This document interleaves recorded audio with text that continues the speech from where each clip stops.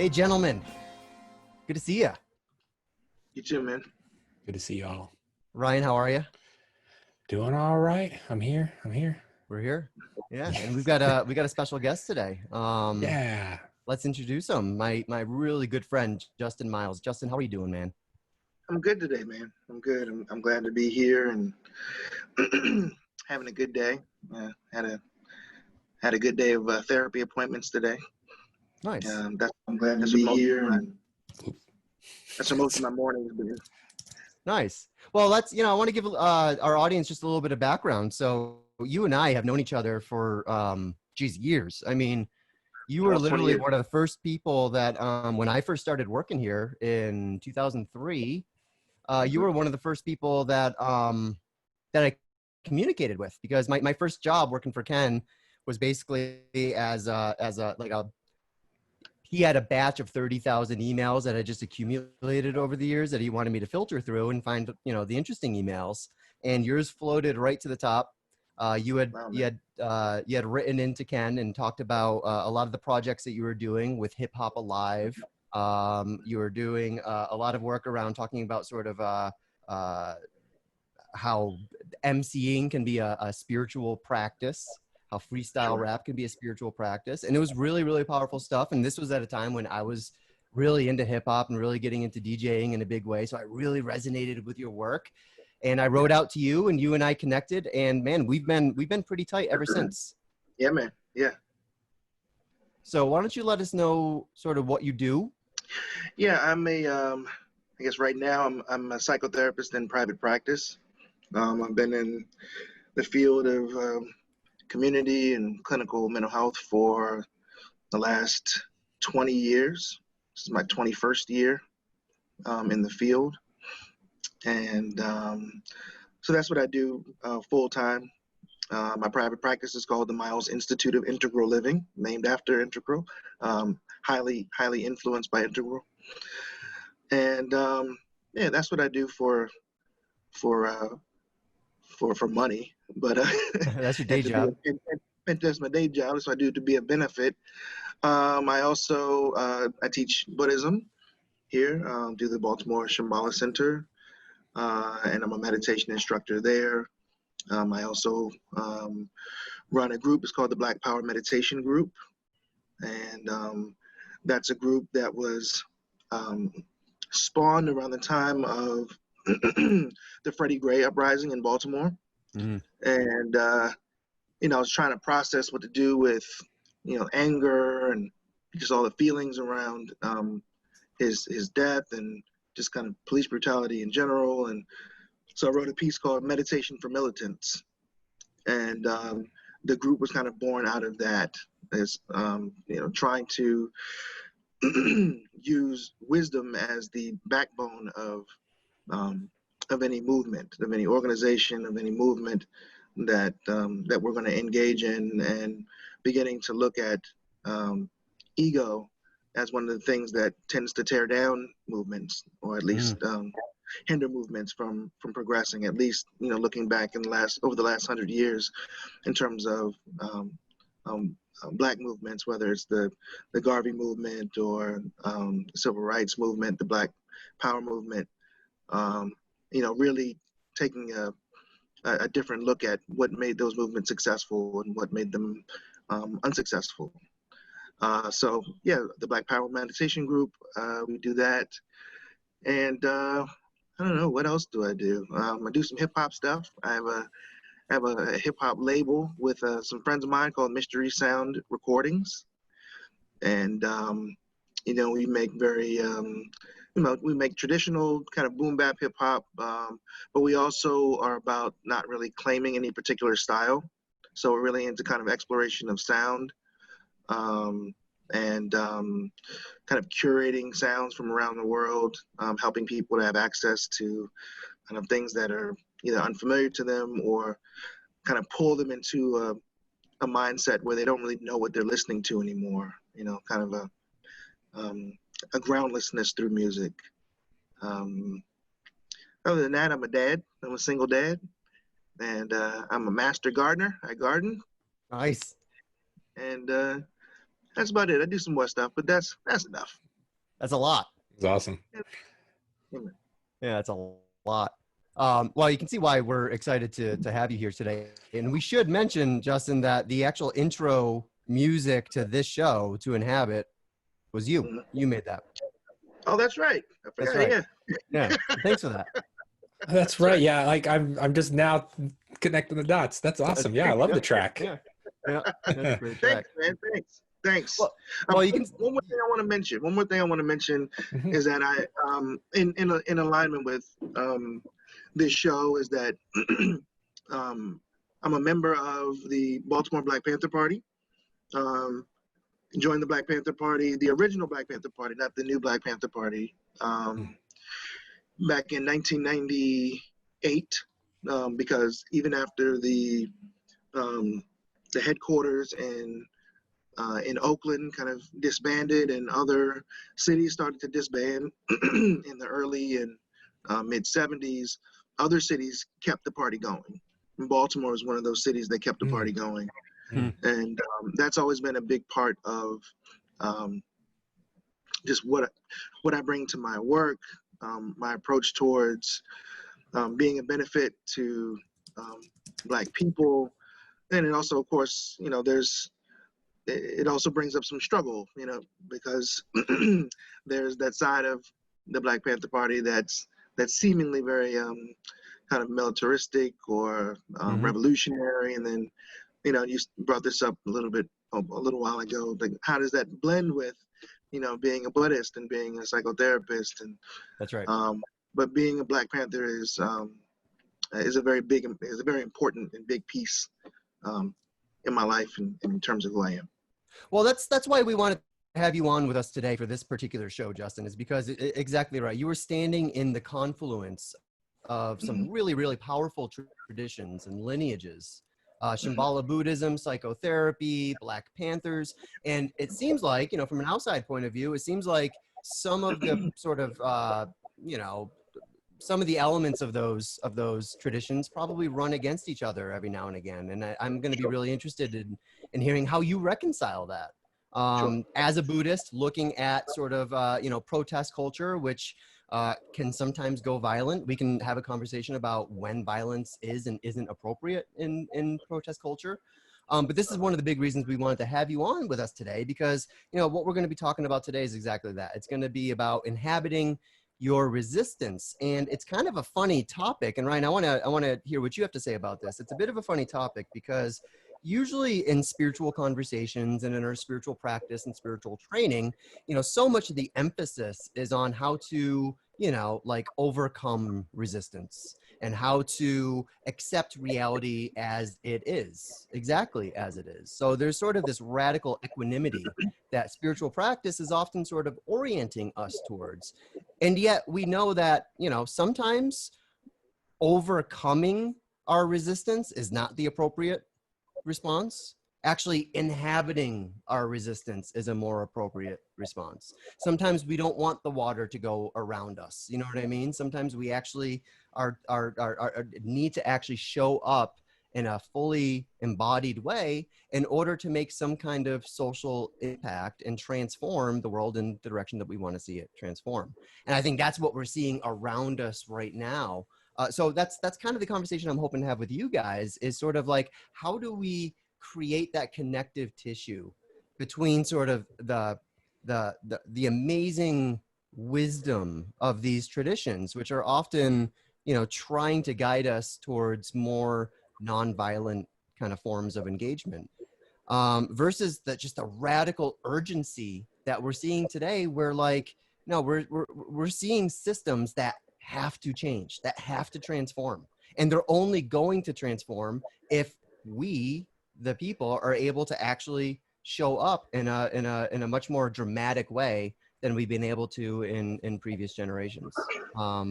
So how do we reconcile those?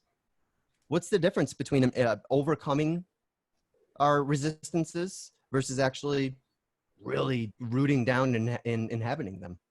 The first thing that comes up for me is, seeing these teachings, is whatever your spiritual tradition is, as being rooted in humanity.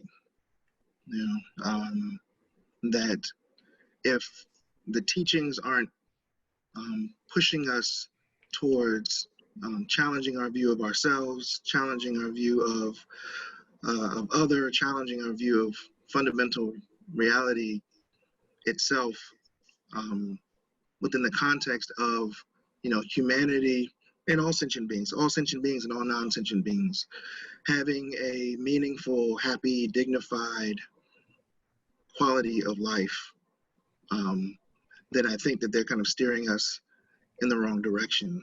I think it's easy to get caught up in, the idea that, my spiritual practice is supposed to be making me, somehow, more resistant to having to, we talk about violence or, standing up against oppression, that we're just supposed to accept things as they are. Mm-hmm. But I think there's kind of an absolute and a relative of that. The two true doctrine, I think, holds true that, yes, these teachings are supposed to be pushing us towards some experience of reality as it is on an absolute level. I think that that's true.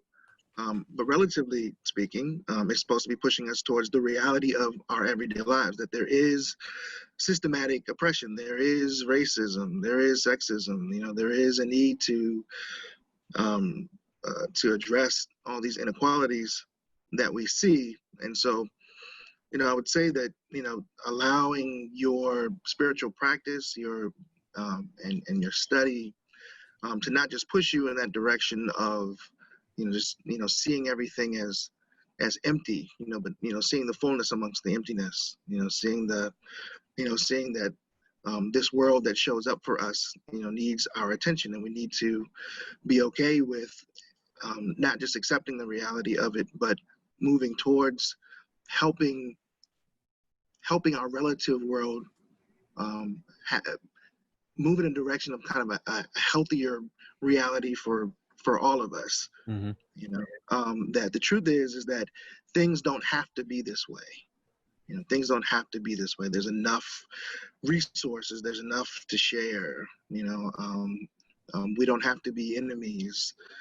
Race is an illusion. We don't have to create our energy by poisoning the planet. There's so there's greater relative realities for us to accept, and that our spiritual traditions are supposed to be cultivating confidence and bravery, and standing up in the face of those things. And in my view, that it kind of has to go beyond this idea of right or wrong. It has to go beyond, just, should I do that? No, it's not right. No, it has to go beyond right or wrong to the view of what's real. What's most real. Do people deserve health care? Yes. Do all people deserve a quality education? Yes. Do all people deserve to live in kind of a healthy environment? Yes.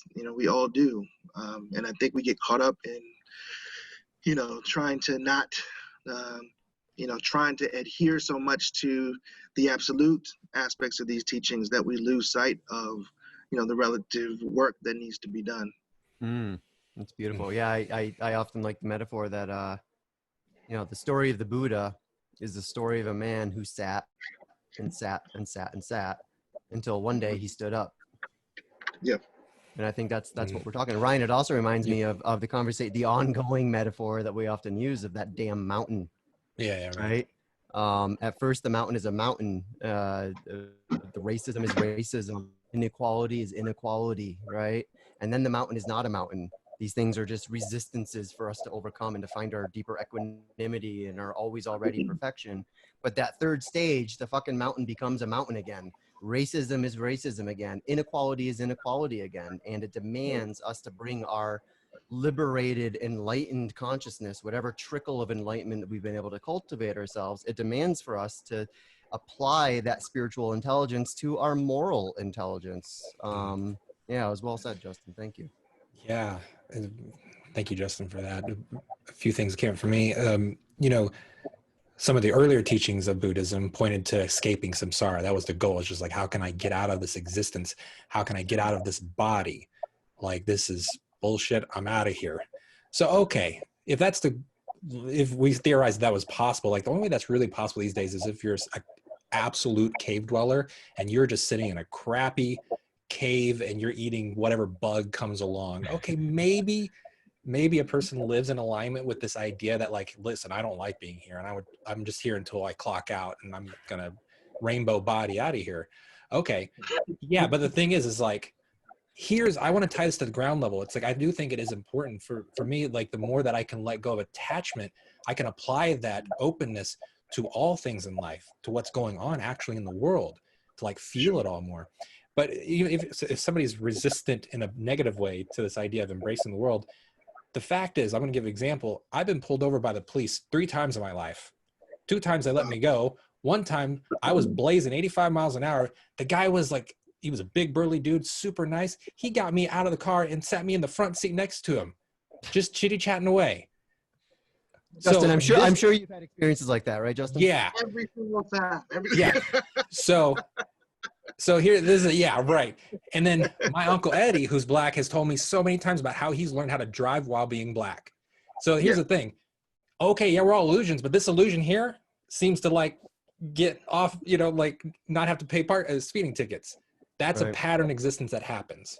So to me, that's the difference. It's like, so long as you are participating in this pattern existence of reality, you're more or less going to experience privilege or not privilege. So like, that is a thing that's happening. So unless you're going to hang out in a cave and try to eliminate all possibility of you benefiting from this interconnected existence, then shit happens and you got to pay attention to it and acknowledge it. You can't be just driving around like me and be like, it's all an illusion. Yeah. Okay. Partially true, but not fully. Yeah. Right. Well, another question I had for you guys, because it comes up a lot, because we are seeing with this eruption of protests. I mean, I think we've seen in the long history of protests, there's always a fringe of, really disruptive violence that often occurs sort of in the margins. I think this has been true for every major protest that we've had really in the history of this country. And some of them become more violent and some of them are less violent. And I'm thinking maybe we can have a conversation about what exactly is the role of violence when it comes to resistance. And obviously there's a whole spectrum of violence that we can talk about, right? That goes everywhere from physical assault on a human being, which I don't think anyone is going to advocate, versus something like property damage, versus something like we saw, I can't remember the name of the monk's name, but the famous monk who burned himself while in a deep meditative state in protest. That's a form of violence. It's a self-directed violence. It's the ultimate form of self-directed violence, but it was violence that was used in order to resist, to create a field of resistance and to make a difference and to make an impact. So obviously in our long, even just the American tradition of protest, I mean, let's look at sort of the very first protest that defined this country, the Boston Tea Party. That was a violent protest. That was property damage, right? That's how this country literally came into its inception and made its break from the British Empire, was through a violent protest. So clearly there is a role of violence here, and yet, oftentimes the talking heads around this, we as Americans get very uncomfortable with violence, particularly because we saw how successful nonviolent resistance can be. We saw that in the 1960s with the civil rights movements. Now, again, I don't want to be too glib because there was violence alongside that. I mean, after Martin Luther King Jr. was assassinated, there were public riots, and something like 6 weeks later, the civil rights bill was passed. Right? I think I have my timeline right on that. So it's, clearly violence plays a role here. And I wanted to read, if you guys don't mind, a passage from Ken Wilber about this, because I think it speaks to what we're seeing right now. And this was from a piece he wrote, almost 20 years ago, called The Deconstruction of the World Trade Center. So he writes, "The one thing that worries me is that when green slips into its more, shall we say, platitudinous side, The hypersensitive, over-the-top caring side, a response that's already circulating Martin Luther King's statement, the ultimate weakness of violence is that it is a descending spiral, begetting the very thing it seeks to destroy. Instead of diminishing evil, it multiplies it. In fact, violence only increases hate. Returning violence for violence multiplies violence. Hate cannot drive out hate. Only love can do that, unquote. But you see, says Ken, that statement is wrong on almost every count. In this case, I believe his heart was clouding his head. Real violence is almost always ended by stronger violence in saner hands. I'm going to read that again because that's an important one. Real violence is almost always ended by stronger violence in saner hands. When you meet a Hitler in this world, the correct, noble, ethical, spiritual response is get a gun and blow his brains out. We ended Auschwitz not with love, caring dialogue, sensitivity training, and sweet thoughts, but with superior firepower, period.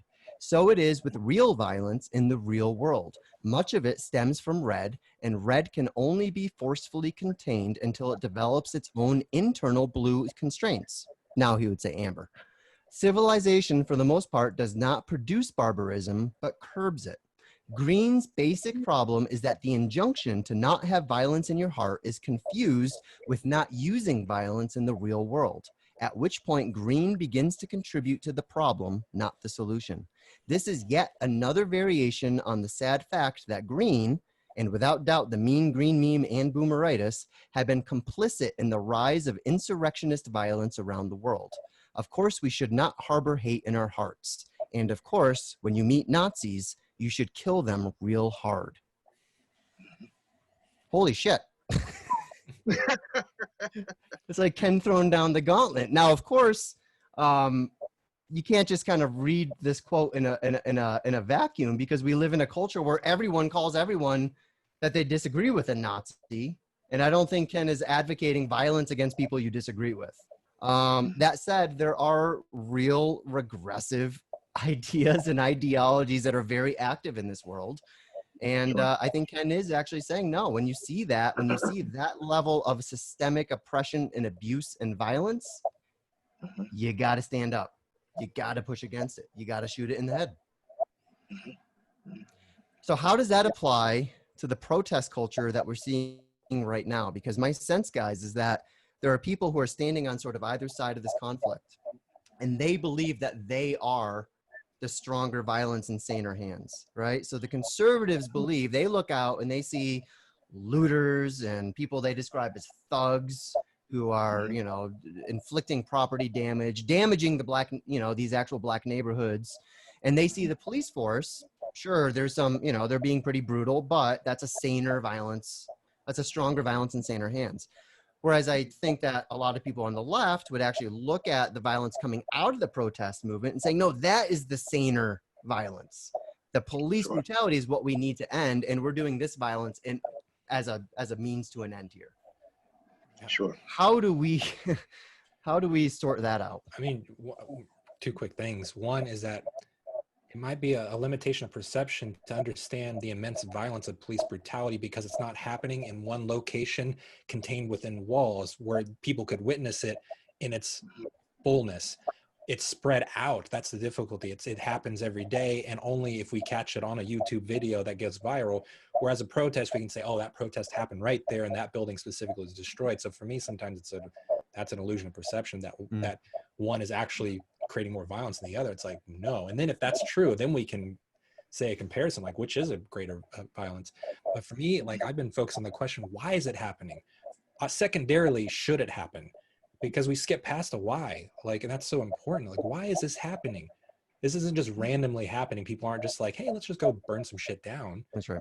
If we can understand the why, at least that's important. Then we can discuss what's the strategy around it. So that, for me, I just bookmarked that before I even discuss anything else. That's what's important to me. It's a good question. Why would someone get pushed to the point where they can damage, for example, damage property in their own neighborhood? What level of rage produces that kind of behavior? Yeah, Justin, do you have any insight there?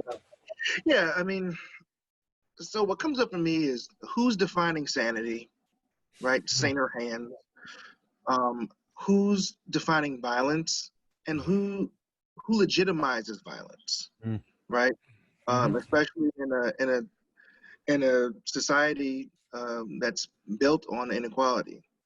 You know, Mm, and mm, on one hand, people see Black people, seemingly burning down their neighborhoods and businesses in their own neighborhoods.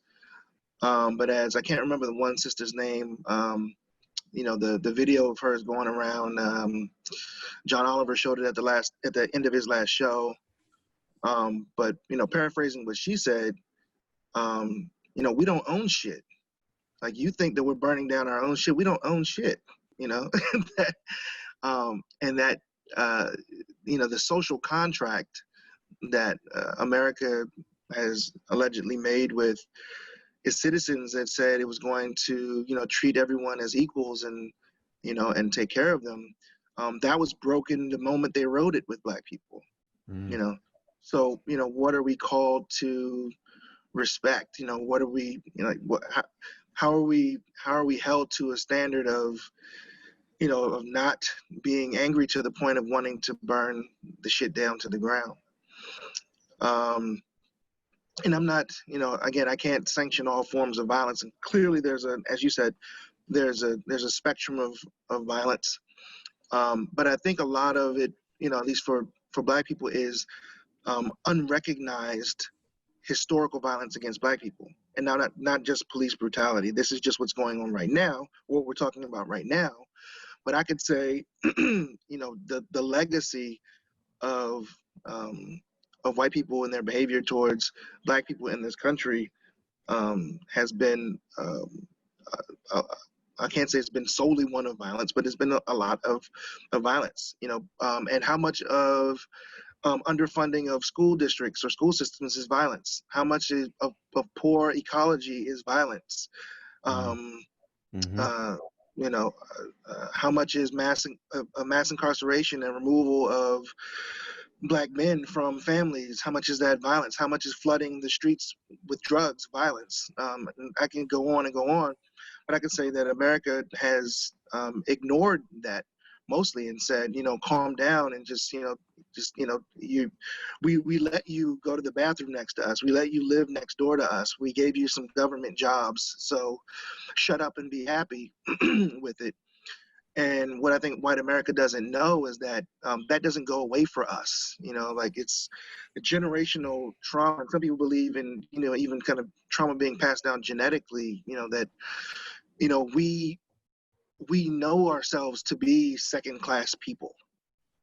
It's not an illusion for us. We're not confused about that. Even those of us that have quote unquote made it, most of them are sports stars or entertainers, but even they know it as well. That you'll accept us dancing, you'll accept us scoring touchdowns for you and slamming basketballs for you, but the truth of the matter is you don't see me as equally human.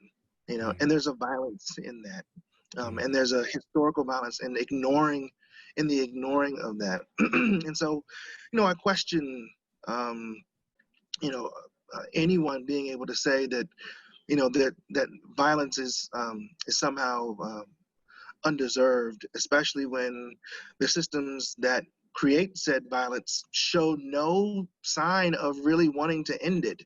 Right. They soften their blows. It'll get seemingly, there's compassionate conservatism, whatever that is.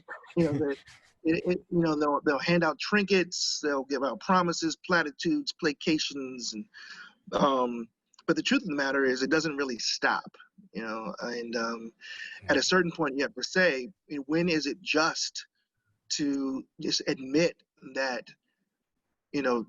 there's not going to be any real accountability on America's part, not just for the George Floyds, but for the, 13 to 100 million George Floyds who were killed in the transatlantic slave trade, and who were brought to the Americas.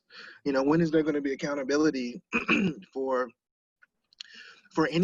any of it, for for any of the overt and covert racism. And so, you know, I question if Black people in particular, but just even white people. There's talk about, you know, Antifa now a terrorist organization. You know, but I question who gets to legitimize violence when these systems clearly legitimize their own forms of violence and they get nothing brought to them. You know, they get supplicated, they get asked to change. Please do something different. Please do something different. Please do something different. But the truth of the matter is, you know, there are systems of violence that are hurting, you know, all of humanity, you know, that are poisoning all of humanity. You know, and at what point, you know, does the act of violence serve as an extension of my love and my care and my concern for humanity, knowing that these systems, they don't stop. I don't care what we say. You can vote, you can do whatever you want to, you know, but the change is slow, but the violence is pervasive. It stays, you know, moving throughout, you know, all of our communities. Is not just a Black problem. It stays. And so at a certain point we have to say, you know, as you said, in saner hands, we have to define what sanity means for us. And we have to say, okay, well, some shit is just insane. Some shit has to stop. It's only going to stop in the face of power, of actual direct confrontation. Other than that, it's just going to try and make you feel good, you know, assuage your feelings, and hopefully get back to some sort of new normal. You know, it's beautifully said. You know, as you were talking, Justin, I had this mental image of someone who's like walking around for 50 years with a knife in his back. Right. Just the accumulated trauma of violence that's been inflicted to him, often in insidious ways, where that knife is just slowly getting pushed in a little bit deeper, you know, as you go. And now that you're trying to pull the knife out of your back, you're being accused of being violent, because pulling a knife out is just as violent of an act as pushing it in. Right. I mean, you know, that's kind of the mental image I'm getting right now. Yeah. And it's especially violent in the face of the person that shoved it in there. That's know? right. That's and right. again, getting into legitimizing violence, it's like, well, you know, you shoved it in. You know, you can't blame me for pulling it out and, you know, and flashing it in your face. Right. You know, but the truth of the matter is that for the most part, that hasn't been what Black people have done. You know, Black people haven't sought revenge on massive scales. You know, there's been slave uprisings, and there should have been. Yeah. There've been, you know, protests and, you know, the burning of communities and property. But it's like, you know, what other language do you seem to hear? Right. You know, you speak in war and violence around the world. You speak in violence here in this country. It seems to be the language you speak it. You know, so let me speak your language for a second. Maybe you'll listen this time, you know? It's an important point, Justin, because I do think there is sort of, you know, when it comes to accepting reality, which again is sort of one of the wisdoms of our spiritual training, part of the reality that I think we need to accept is that American culture is a very martial culture. We always have been. And I think the left has been largely in denial of how martial of a culture we are, to our own detriment. And I think that actually kind of leading with this, like, this is how you have to speak to a martial culture. This is how you have to speak when an entire police force, this is an issue I want to get into with you guys, when an entire police force has been militarized. What are the consequences of that for the people? I mean, I think that's a conversation where we actually can have a legitimate, hey guys, you know what, all lives matter, right? We can actually have that kind of conversation without deflecting from the points that are being made by Black Lives Matter. In fact, I feel like it's a logical extension of Black Lives Matter that, you know, this is a point that we talked about this weekend in our show, that when you have a militarization of a police force, you know, the whole reason why you have a military is to protect us from them. And that them is, you know, everyone outside of our country who wants to damage our country. So the military is here for, you know, to protect us from them. When you militarize the police force, the police are here to protect us from us. That's why it requires completely different strategies. You don't see a soldier in the front line, you know, training in de-escalation techniques, for example. You don't de-escalate when you're on the front line. But we're supposed to be teaching our police officers to de-escalate because we're protecting us from us. And when you militarize the police force, you're turning us into them, right? And obviously the Black community is going to be on the front lines of that war, right? And we're seeing, I think, the casualties from that. But we also know this is the issue that is affecting all ethnicities are being affected by the militarization of police. Hispanic communities are being affected. White communities are being affected, less so than many of the other ones, but still. Even Asian communities are being affected by this, less than even white people, but still. So this is, this is one of those things where when we're seeing this eruption of protests that we're seeing these days, it's tempting to try to find one sort of systemic cause, when actually I think we can look and be like, wow, this is like a perfect storm of like 7 or 8 dysfunctional systems rubbing against each other and resulting in this, what I see as righteous fury, to try to get, to try to do something new for fucking once in a generation. I want to read this comment that just came up. With respect, 2 white guys are dominating the conversation. This mirrors our culture at large. Catherine, honestly, thank you, because that is something when I get anxious, I talk a lot. And obviously my job is to try to shine a spotlight onto whoever it is I happen to be talking. But that is something I'm always trying to be mindful of. And I just want to say, Catherine, when I get anxious, I shut up. So I try and fade into the background. One thing I do want to say, Corey, in terms of what you last said, is that in terms of the military being designed to seemingly protect us from them. Mm-hmm. The truth of the matter is that America has always turned anyone else that wasn't white in this country into thems. So the military was called out for Native Americans, right? The military has been called out on Black people. The military in turn Japanese people. So the idea of the military seemingly being just about them, when you look out there and you say, well, who are the thems that the military goes against? It's primarily been brown people. It's primarily been Black people. That's right. I mean, when you talk about World War II, and America likes to likes to pat itself on the back, but everyone knows they jumped in the war late. Everyone knows that they denied Jews entry into the country, and hopefully everyone knows Russia won that war. But but the truth of the matter is, America has always turned the other, turned anyone that was other than white into the other. That's right. No, it's go ahead. No, I was just gonna say it's a huge, because those are sort of excuse me, case studies, right? I mean, I think anyone with orange values, universal values and up, is able to look at those history lessons and be like, yeah, that was so obviously fucked up, right? And the question is, are we able to learn from that history now? Because I'm seeing us repeating the exact same patterns once again. Yeah. No, it's a really important point.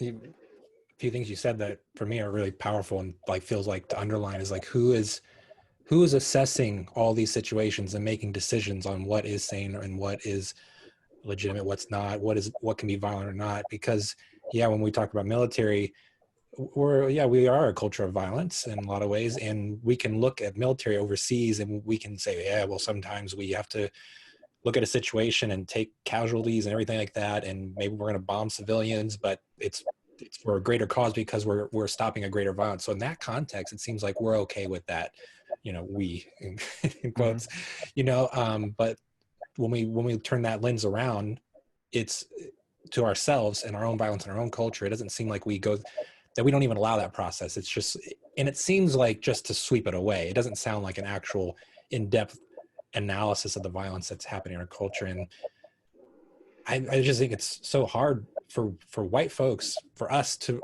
fathom the immense violence that has been perpetrated over the years. I just watched Just Mercy the other day.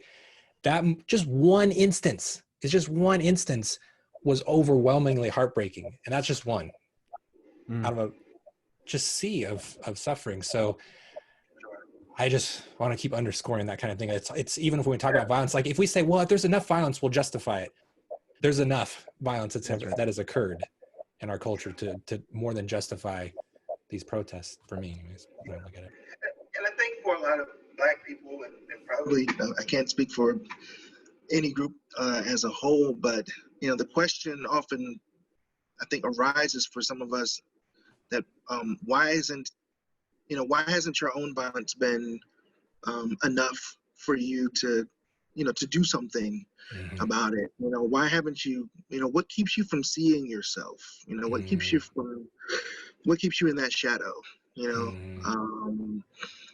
Because we hang our hopes sometimes on presidents or other elected officials. And, I remember there was a whole, I can't remember who it was. It may have been during the Clinton era, where there was this push to get America to apologize for slavery or the mistreatment of Black people over the last 400 years. And I don't think it happened. I'm trying to remember, but I don't think it really happened. But, there's this question of like, where does the shamelessness and heartlessness come from? You're very easy to look. You're very easily able to look outside of the country and say, "Oh, well, that's wrong over there. We should go and drop some bombs over there," or you definitely do it in your own geopolitical interest, because that's primarily what America has done.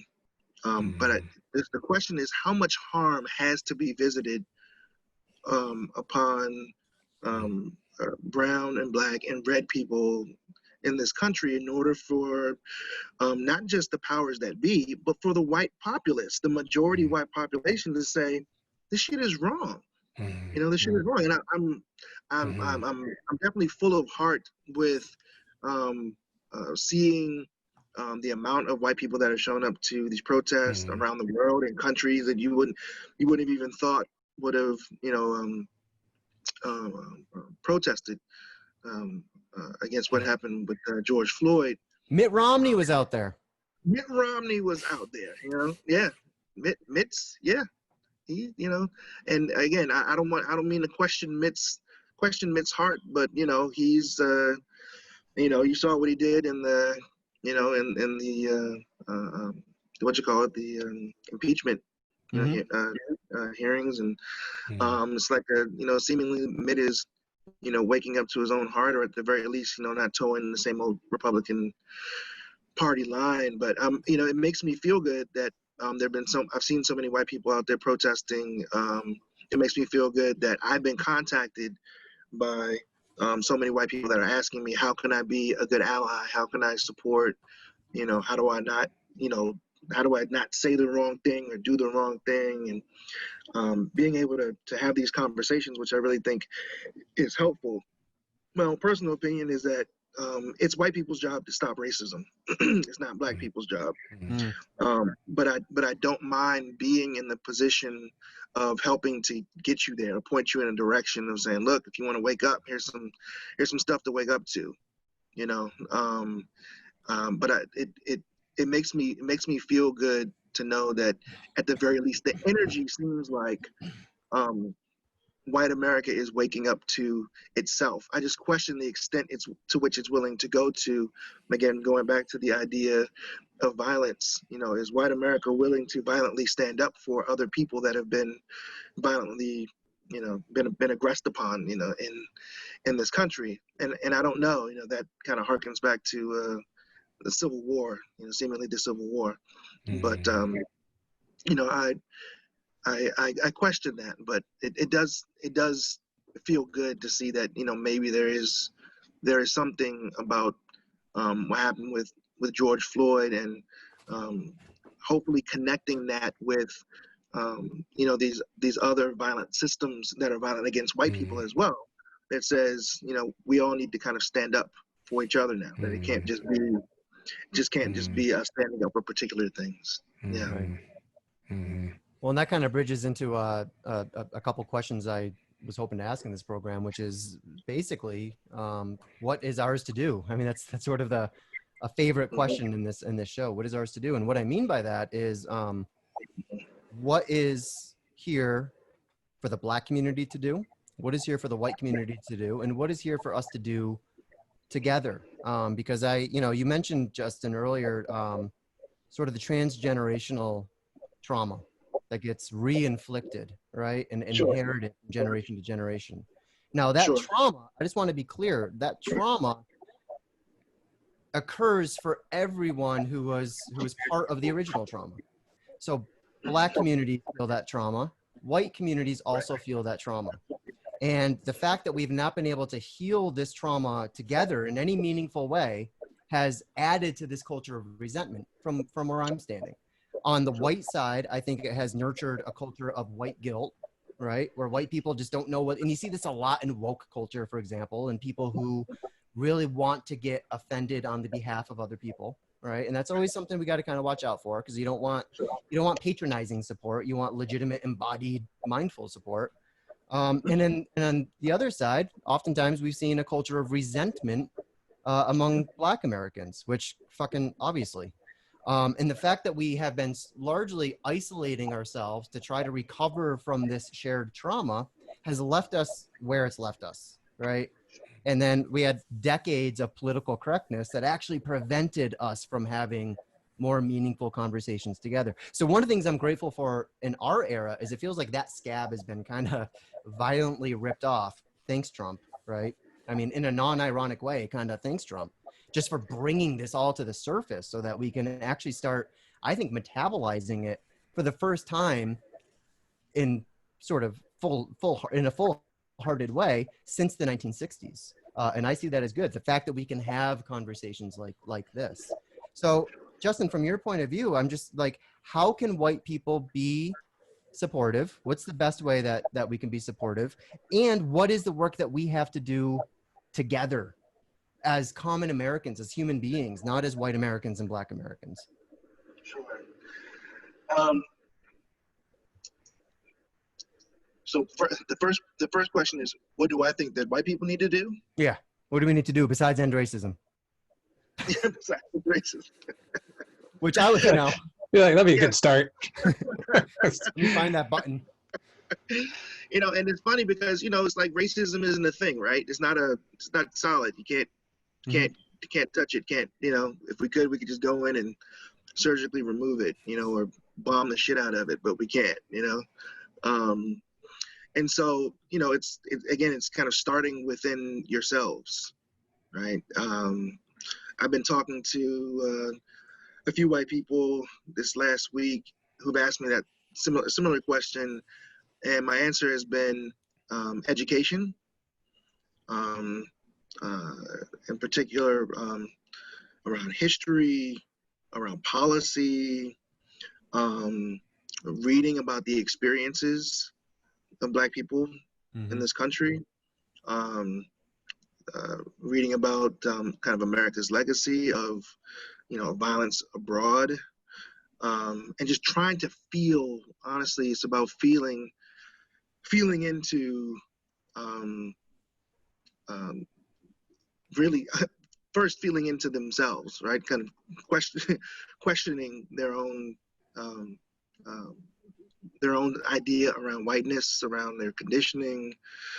It could even be therapy, going and talking to someone about your self-concept and your identity and how you see yourself, but some sense of challenging yourself first, and then starting to educate yourself about other people, about other races, in a way that genuinely allows you to kind of feel into their experience. I told one of the people I talked to this week, a woman, that we Black people know of stories like, during slavery they would cut open a pregnant woman's stomach and let the baby fall out and step on its head, right? Shit like that, right? So when you hear that, you're like, that's completely horrific and grotesque. But as a Black person, you're like, someone not just did that, that wasn't just a single incident. Like, that's the way that our people were treated for hundreds of years, hundreds of years. And even after that, we're still treated like that, you know, throughout the late 1800s and all throughout the early 1900s.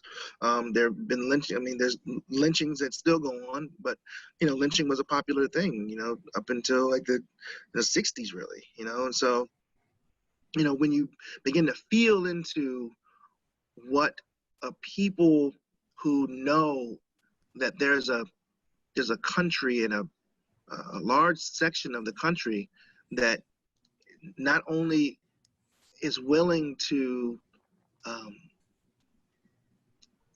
treat us like that, but to do it again, you know, to continue it, you know, that what must that feel like? You know, what kind of terror must that bring up? You know, what kind of feelings of safety must that bring up, or distrustfulness must that bring up? And again, forming alliances. You know, I'm all for alliances. You know, I'm all for, like, I don't just, you know, I'm not a staunch, like, segregationist. Like, I just don't want to talk to I won't talk to any white people. I don't mess with any white people. I think it's important for us to have, like, open and honest conversations, and you know, we can have an exchange of ideas and you know, come up with viable solutions to how white people can support Black efforts. Your second question was, how do we do this together? I think I already kind of went in that direction, though. That we need to, for all of us to do this together, we need to recognize the thread of continuity that runs through all of our issues, Black and white and red and yellow and brown. And again, that's our shared humanity, and that and that our issues are not as separate as they would seem, especially the ones that impact all of us equally. Again, I'm talking about education, healthcare, climate change, but even even racism, you know, it impacts all of us. Education impacts all of us, and so we need to take kind of a very militant stance towards saying nobody is going to be treated this way. We're not allowing anyone to be treated this way. All people need to say that. And if there are actors who would, you know, stand in the way of that, then those people are the ones that need to be fought. You know, there's not, and I'm really uncompromising about that. And I'm really serious about taking a very uncompromising stance about that, because you can't leave it any room. You can't leave it any wiggle room. You can't see the left as just the opposite of the right, because it's not. You know, we need to say, okay, well, what's good for, you know, the greater good, you know, the greatest depth and the greatest span. You know, what can we, you know, what's beneficial to the whole and what isn't. And as you told me before, you know, you got to negate to protect, negate to preserve. You know, that has to be true for us, and we can't be afraid to do that just because there's someone that looks like us, or they go to the same whatever, like they live in our neighborhood or whatever. You have to say, no, that's not right on any level. We can't stand around and watch police brutality happen. You know, you can't stand around and watch, you know, the rise of the Karens who get in people's face and say, you need to go back to your country. No, we can't just videotape that. You know, somebody needs to, like, you know, mush Karen in her face and tell her to get the fuck out of there. You know what I mean? And it needs to be everybody in the store. You know, even if you don't beat Karen up, she needs to know that everyone there is taking that kind of stance, that we're not taking that shit, Karen. You know, get that shit out of here. You know, but it has to be that kind of stance. And I also want to say that there's work that Black people need to do as well. That our focus to a large degree is is very focused outside of us, and rightly so. We see, we see change in, in the, lower right quadrant as like that's where we're trying to, right. That's where we see, the problem stemming from. Right. Social systems need to change, but we have our own stuff going on. We have our own internal, cultural and psychological challenges that we need to address for ourselves, and we need to be left to that work as well. We also need the psychic energy to be able to do that work. We need to have it not drained and focused, so much outside of ourselves that we forget that we need to, if we are a traumatized people, which we are, then we need to deal with that trauma. And I know there's especially in the Black community, there's, we don't like the mention of Black on Black crime because, of course, it's not just, that, people kill other people that live close to them or close in proximity. Like we know that. But the question that I think that we still have for ourselves is, even with, Black people killing Black people, white people killing white people, the question is, do we need to be killing ourselves, period? Regardless of what statistics say, if there's more Black on Black crime than there is white on Black crime or what have you, that we need to work on ourselves. This is not who we are. We weren't born this way. This is not our legacy. Our history does not begin with slavery.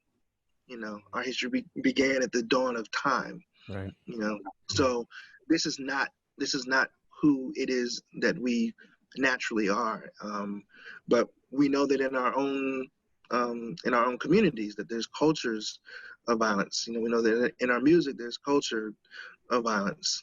We have all manner of issues that white people have as well: mental health issues, substance abuse issues. We have sexual trauma that gets swept under the rug because we don't talk about it in Black homes.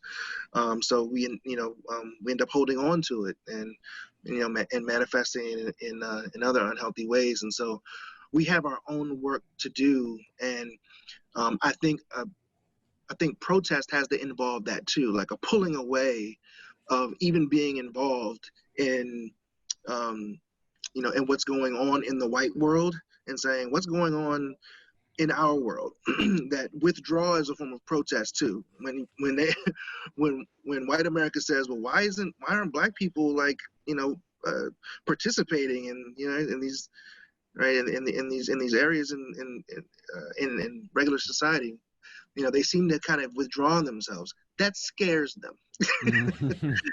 That scares them. They're like, what are they over there doing? It's like during slavery time. You couldn't gather in groups of like 2 or more people because it was like you're planning something, you're up to something. But we need to be up to something. Right. That's what we need to be doing. And in my opinion, we need to be doing while we're asking for things to change, which I'm not a big proponent of. We also need to be demanding our own change amongst ourselves. We need to be building our own systems, because the truth of the matter is that we are one of the most vulnerable next to Native Americans. We are vulnerable to whatever happens in America.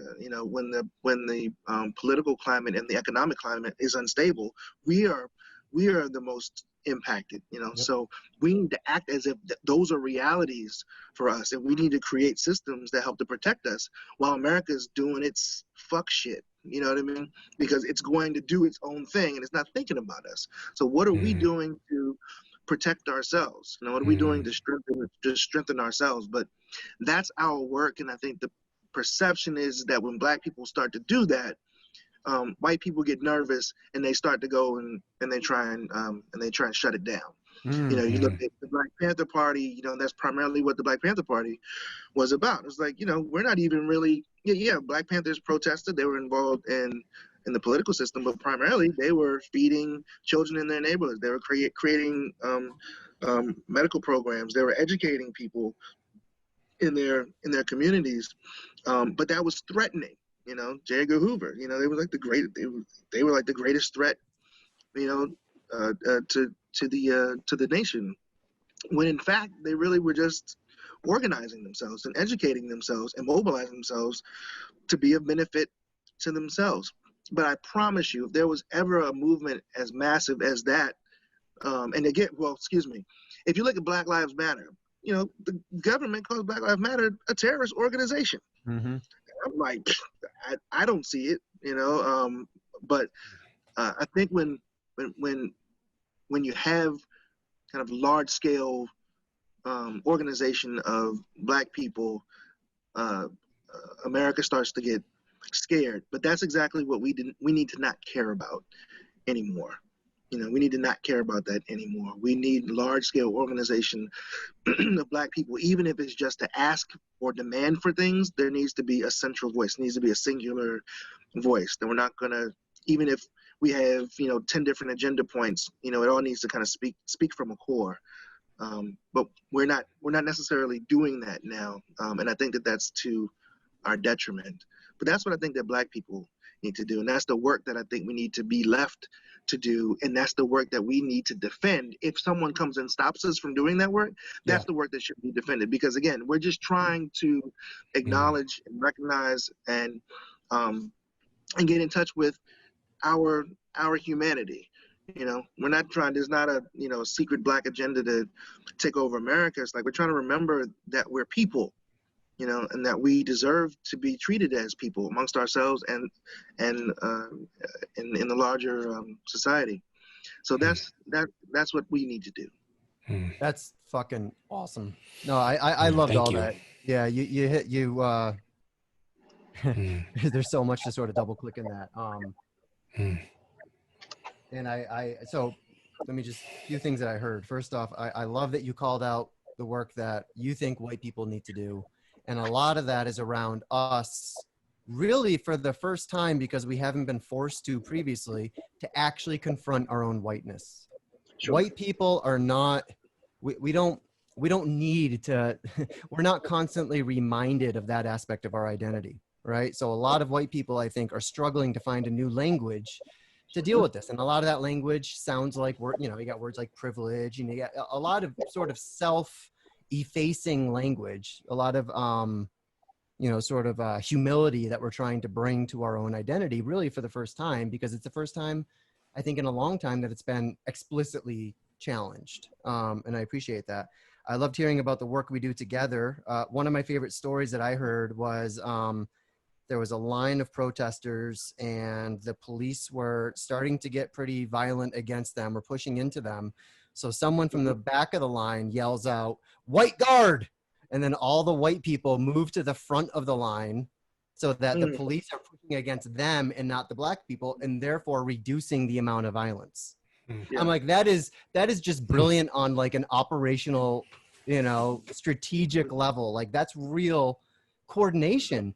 And I loved you also talking about the work that not just that Black communities need to do, but the work that Black communities have been doing for generations around all this. You know, a couple other perspectives that I heard that were really educational for me is, you know, calling out things like when people say, you know, there's a line that conservatives often repeat, which is, well, 13% of the population is responsible for 50% of the murders.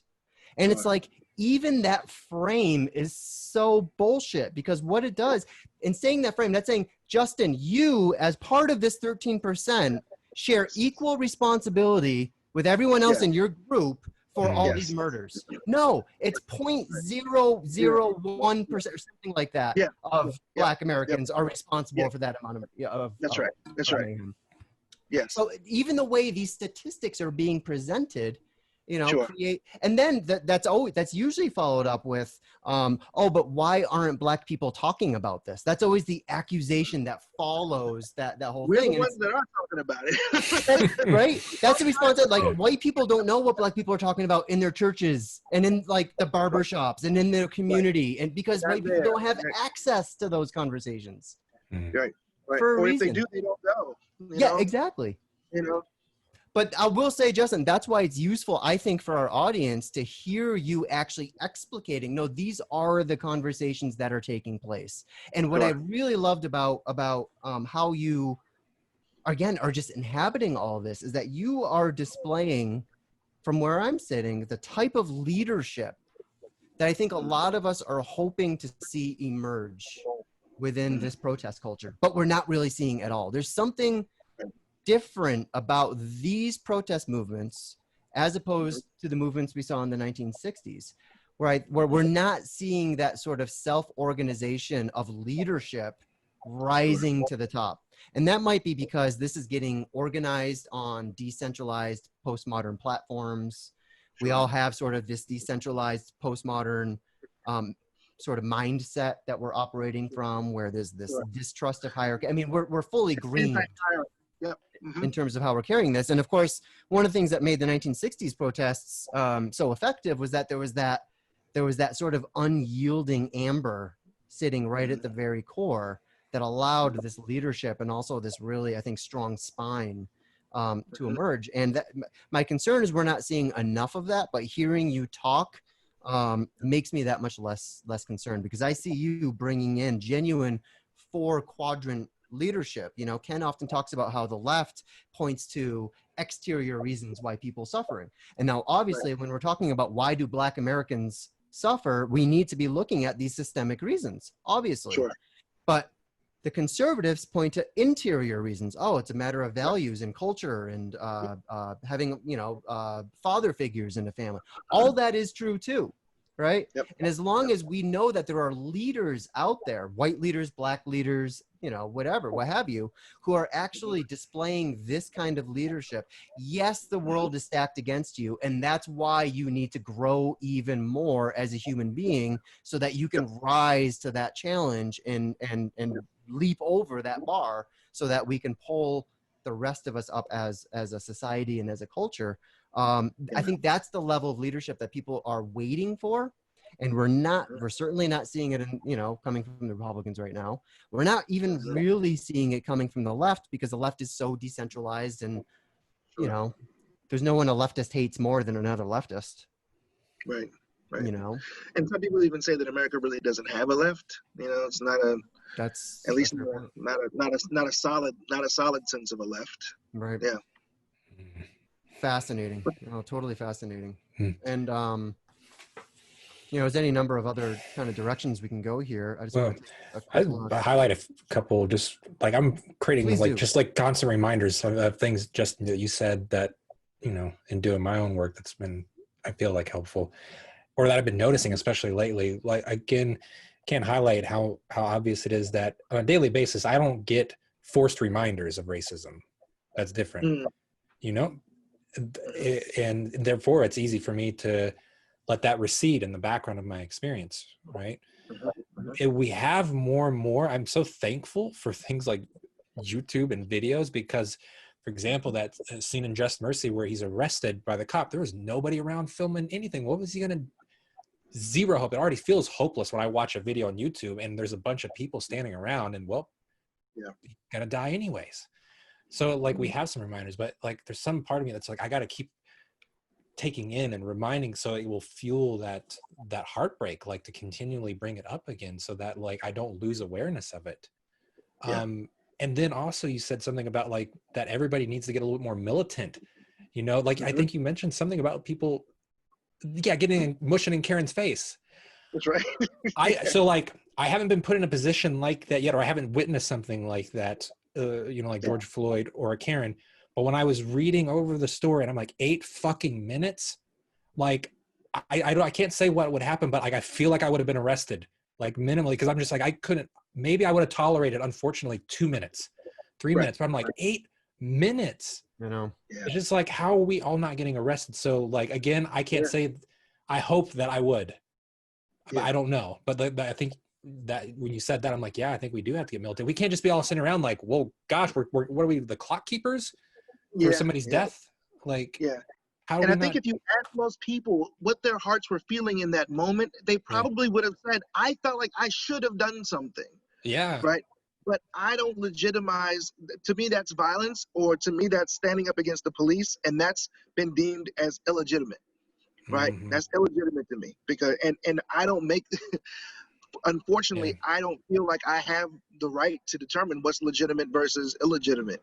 You know, I've deferred all of that over to someone else. But when you do that, there's no real way to protect yourself or protect other people. It's always someone who's always going to be the one in the seat that says, You know, this is when you can be violent. This is when you can't be violent. This is who you can be violent towards. This is who you can't be violent towards. You know, but I think that most people watching that wanted to jump through their screen and just and do, or were screaming at the people around George Floyd, like, do something, please. But again, of course there's the fear of physical violence. But then I think there's also the fear of kind of going beyond that. You know, what is it? I don't know.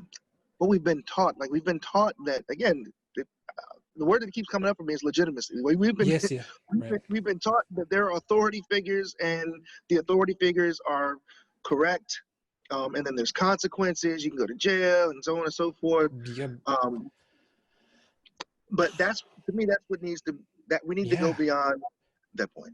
Yeah, I'm with you. And like I said, I don't know, maybe put in the situation, maybe I would have chickened out, maybe I would have, but like, that was the feeling, man. I'm like, I'm agreeing with you in this moment that, like, we got to change. Like, we can't accept the narrative there. It's just like, well, that's bullshit that's happening there. And yeah, maybe we're going to get arrested along with them, you know, but whatever. Like, at one point, were we going to say our morality, put the line in the sand and being like, no, this is not okay. I don't care what the system says, you know? Sure. And I don't know. There's always that risk of what do they call it? Bypasser syndrome, I think, where there's all these studies showing that, you know, I mean, a woman can get, you know, like, physically, sexually assaulted in public, and study after study show that people are always going to be expecting someone else to call the police. You know what I mean? Someone else is going to call the authority. Someone else. So you know, it doesn't have to be me. I don't need to get my skin in the game. In fact, I'd kind of prefer not. I'll just hold the video camera. Well, another thing, Justin, you said that I think my experience with myself being white and other white people, that is probably, it's a fortunate and unfortunate thing that, like, it's probably taken enough systems failing that affect all of us to where I feel like this time with these protests, I felt that there's something different about them than I've experienced, at least in my lifetime, where enough people are fed up with enough systems being broken that maybe there's some unity that can happen, which is fortunate, but it's unfortunate that in fighting racism, that for white folks, that's what it's going to take, like enough systems breaking down that we're tired of, that like, okay, now we're going to join up. But I'm hoping that that's the case, where there's a momentum with it, that we're all going to just be like so tired of the systems, the leaders, that we can join together and tackle multiple issues. Yes, as am I, and I feel like, see, again, there's you know, I think this is a two-sided thing.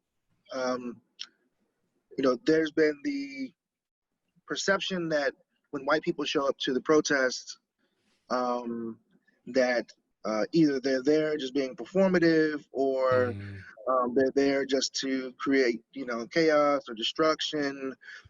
There's no discernment between, you know, white people causing random destruction and white people destroying, you know, property associated with the state. But there's work, again, I think on Black people's end, where we have to understand that, like, even, you know, if you look at the civil rights movement, or you look at even the Black Power movement, the Black Power movement was not just fueled by Black people. There were gray Panthers, pink Panthers, brown Panthers, red Panthers, white Panthers, right?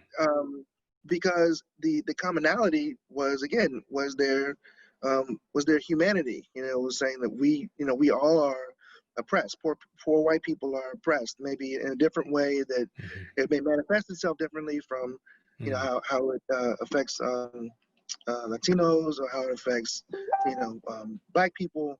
But the truth of the matter is that if we can kind of all see the mutuality, the interconnectedness of our issues, that we all can stand up at this moment and say, look, we can get all these things addressed. We can get all of our issues addressed. But part of it is that we have so much distrust, and rightly so. There's so much distrust of white actors or white agents, right? The agent provocateurs coming in and screwing stuff up, that it's like, nope, we got to keep this, you know, got to keep this separate. Well, then that keeps conversation separate, that keeps support separate. But the truth of the matter is that there are, you know, white people out there with righteous intentions, you know, and at the very least deserve to be heard, you know. So yeah, but my hope is that, you know, Black people don't get so insulated and caught up in our own self-protection that we don't see our mutual interests with all different kinds of people. Yeah. Again, I think it's the only way we actually heal collectively from this trauma. Sure. Because it's a shared trauma that's been visiting for generations, and obviously white people have been on sort of the happier side of that trauma. But that's not to say, you know, it doesn't create confusion and paralysis, and you know, it exacerbates the problem. So, Sure. you know, trying to find this mutuality where, again, the resentment culture and the guilt culture can sort of begin to reconcile themselves for the greater good is going to be huge. And I'm so heartened that we can have conversations like this, man, you know, that are just real, that are honest. I don't think anyone's trying to pull punches or spare anyone's feelings. We're just saying, you know, this is the work that needs to be done. Yeah. And we're looking to each other to do it. And you know, it's a beautiful thing. And a painful thing. And it seems like everything is sort of right on schedule. And, you know, and I think that there's an aspect of this too, you know, when we're talking about, you know, why now? Why is this all erupting now? And obviously media has such a huge influence on, you know, Will Smith recently said, and it's been kind of controversial, but he recently said that he doesn't think racism has gotten any worse. It's just being videotaped. Yeah. And I thought that was actually encouraging in a lot of ways. I actually thought that was really encouraging. Because the more it gets videotaped, the more this actually comes to the surface, right? This is a problem that isn't necessarily growing worse. I mean, we could make a lot of cases for how things have really gotten, at least in the lower right quadrant, have gotten better over the last 50 years. But the lower left quadrant's been left largely untouched. And so therefore, we're still seeing inequities in the lower right as a result. But there has been real progress. But what hasn't really progressed is people's mentalities. And in fact, I think one of the things that we've seen over the last 50 years is the breakdown of the conveyor belt that would traditionally pull people out of racist ideas and views and ideologies, right? Because I think as integralists, we can probably all agree there's no real cure, quote unquote, for racism, because it's literally a developmental level that all human beings go through. Now, there's healthy versions of ethnocentricity and unhealthy versions of ethnocentricity, and hopefully we have structures in place that are guiding people towards healthy expressions, and then out of that into more universal expressions. But we know from a developmental point of view, bias is always going to be there, prejudice is always going to be there, some degree of ethnocentric racism, sexism, etc., is always going to be there. And the only solution to that is to fix the damn conveyor belt, so that people have access to healthy amber systems where they can cultivate healthy amber values, which we should say is a point that Ken made about 20 years ago. Liberal culture has pretty much pulled out from Black communities. Liberal culture has actually attacked amber institutions, and I don't think anyone has felt that pain more than Black communities. I think in Boomeritis, Ken pointed out, there's 3 major ways that that most Black Americans are able to experience amber in a healthy way. Right now, it's sports, the military, and religion. Those are the sort of the 3 paths that African Americans have to a strong amber sort of community, because so much of the amber structures have been dissolved by green over the last 40 or 50 years. The irony is this has made racism worse. This has made us drift further apart from each other and isolate each other and sort of silo ourselves culturally. And I think now we're you know, I think we're starting to see a new confluence, largely because of the power of cell phones, being able to record video wherever we are and record injustice wherever we are. And, you know, that's what got white people interested in the civil rights movement. It wasn't just hearing about these things in the headlines. It was seeing pictures of Black Americans getting hosed down and attacked by dogs. You know what I mean? That's what got like moderate white people to be like, this is, and I think that's what got Mitt Romney out there protesting, which feels to me kind of seismic. Someone mentioned, yeah, he's still trying to defund Social Security. Well, yeah, he's still a fucking Republican. The point is, this problem has gotten to the point where Mitt Romney is adding his voice in support, and that's, I think, to be acknowledged. Sure. Well, anything else, guys? Did we fix racism, or did we? It's done. It's over. It's a wrap. Done. Oh, what a relief. Go look outside. Well, let me say one thing, and Justin, this is something I've said to you sort of privately in our phone conversations, but the one piece of structural racism that I think still exists at integral levels that I want to call out and I want to do better at, and I want you guys to help me do better at, is the fact that we tend to only have you guys, our Black integral friends, on to talk about Black issues. Sure. That's a pattern that I've noticed for years.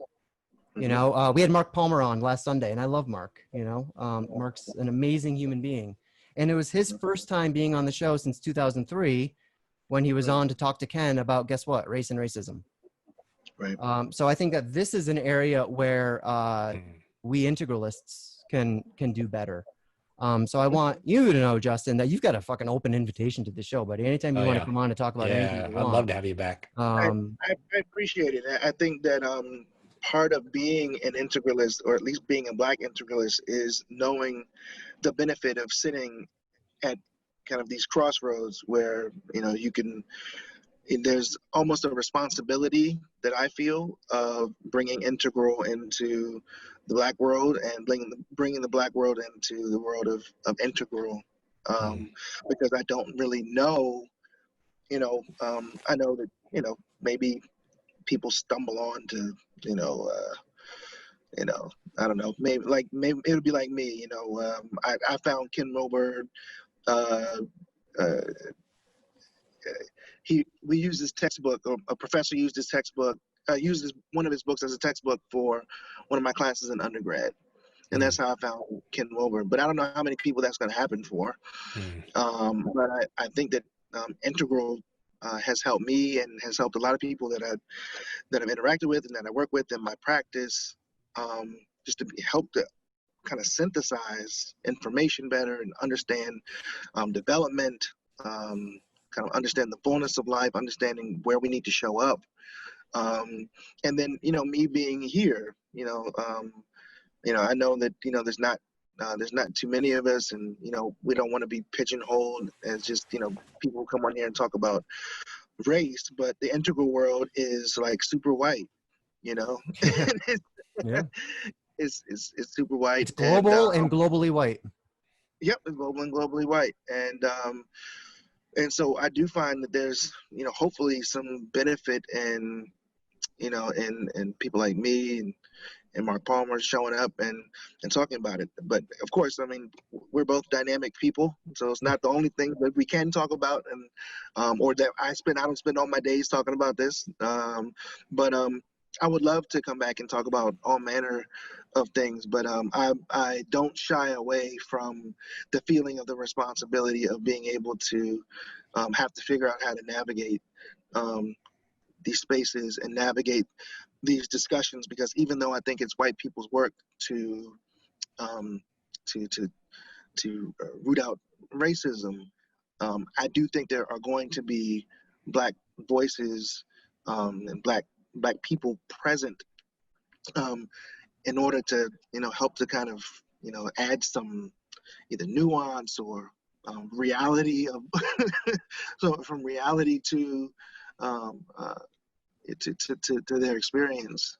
So no, I most definitely will come back and talk about all manner of things, but I would love to also come back and have more conversations about race, and beautiful, because this helps me too. Yeah. Wonderful. Yeah, no, it's fantastic. And, you know, just the final point I make is that it's something I mentioned in our show this past Sunday, was that I think for a lot of integralists, part of that developmental privilege is having this attitude that, like, oh, racism, that's just something that kind of naturally takes care of itself when people grow from amber to orange. That's a problem that's back there somewhere. And actually, it's a full spectrum problem that because we're all living in a full spectrum society, and some of us, unfortunately, have more reminders on a daily basis of our ethnocentric identity than others do. So I think that part of that developmental privilege is being able to sort of take that for granted, and to sort of lose track of the fact that no, addressing race and racism and the traumas that were inflicted by unhealthy amber is an orange project, it's a green project, and yes, it's a teal and turquoise project. It's a project that it continues itself stage by stage into the future until we reach, you know, something resembling equity, equality, and in a very genuine way. So we very much are all in this together, sort of up and down the spiral. The nice thing about the altitudes is we can use other colors other than black and white and red, right? Right. You can talk about amber Americans and orange Americans and green Americans, and you know, Those damn green Americans. those damn green Americans. But thank you for having me, both of you. I appreciate it. Thank you so much. Thank you for the opportunity. Yeah, man. Yeah, this has been a great show, and I'm sure that we're gonna get some feedback. So guys, anyone who's watching, please let us know what you think. We want to pick up the conversation again in the future. So yeah, write your comments right down there, either wherever you see this video on YouTube or on Integral Life or what have you. And we will collect those comments and hopefully address them in a future episode, because this is definitely just the beginning of a conversation. Well, thank you so much for your time. Thanks so much, Justin, for being here. Thanks, welcome. Good to meet you, man. Yeah, likewise. Justin, love you, buddy. Ryan, love you, man. Yeah, man, love you. And we'll talk to everyone soon. Okay. All right, man. Take it. Bye-bye. Bye-bye.